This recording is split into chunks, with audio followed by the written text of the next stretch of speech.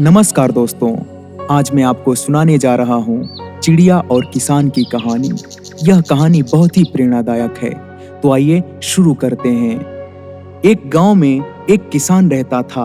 गांव के बाहर एक उसका छोटा सा खेत था। एक बार फसल बोने के कुछ दिनों बाद उसके खेत में चिड़िया ने घोंसला बना लिया। कुछ समय बीता तो चिड़िया ने वहां 2 अंडे भी दे दिए। उन अंडों में से 2 छोटे छोटे बच्चे निकल आए। वे बड़े मजे से उस खेत में अपना जीवन गुजारने लगे। कुछ महीनों बाद फसल कटाई का समय आ गया। गांव के सभी किसान अपने खेतों की फसल की कटाई में लग गए।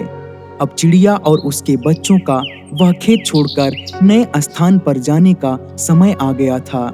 एक दिन खेत में चिड़िया के बच्चों ने किसान को यह कहते हुए सुना कि कल मैं फसल कटाई के लिए अपने पड़ोसी से पूछूंगा और उसे खेत में भेजूंगा। यह सुनकर चिड़िया के बच्चे परेशान हो गए। उस समय चिड़िया कहीं गई हुई थी।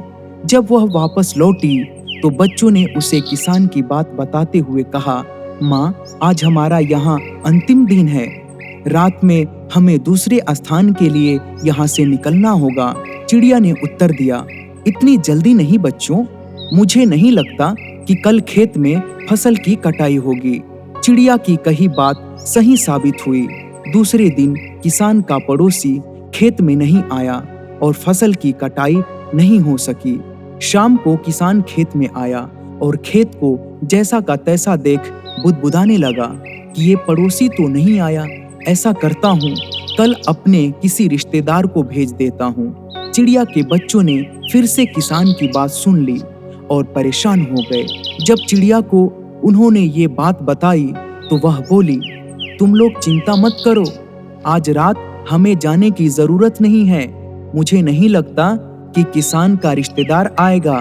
ठीक ऐसा ही हुआ और किसान का रिश्तेदार अगले दिन खेत नहीं पहुंचा। चिड़िया के बच्चे हैरान थे कि उनकी माँ की हर बात सही हो रही है। अगली शाम किसान जब खेत आया तो खेत की वही स्थिति देख बुदबुदाने लगा कि ये लोग तो कहने के बाद भी कटाई के लिए आते ही नहीं हैं। कल मैं खुद आकर फसल की कटाई शुरू करूंगा। चिड़िया के बच्चों ने किसान की ये बात भी सुन ली। अपनी माँ को जब उन्होंने ये बताया तो वह बोली, बच्चों, अब समय आ गया है ये खेत छोड़ने का। हम आज रात ही ये खेत छोड़कर दूसरी जगह चले जाएंगे।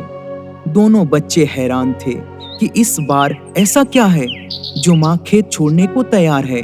उन्होंने पूछा तो चिड़िया बोली, बच्चों, पिछली 2 बार किसान कटाई के लिए दूसरों पर निर्भर था। दूसरों को कहकर उसने अपने काम से पल्ला झाड़ लिया था, लेकिन इस बार ऐसा नहीं है। इस बार उसने यह जिम्मेदारी अपने कंधों पर ले ली है, इसलिए वह अवश्य आएगा। उसी रात चिड़िया और उसके बच्चे उस खेत से उड़ गए और कहीं और चले गए। दोस्तों, इस कहानी से हमें यही सीख मिलती है कि दूसरों की सहायता लेने में कोई बुराई नहीं है, किंतु यदि आप समय पर काम शुरू करना चाहते हैं और चाहते हैं कि वह समय पर पूरा हो जाए, तो उस काम की जिम्मेदारी स्वयं लेनी होगी।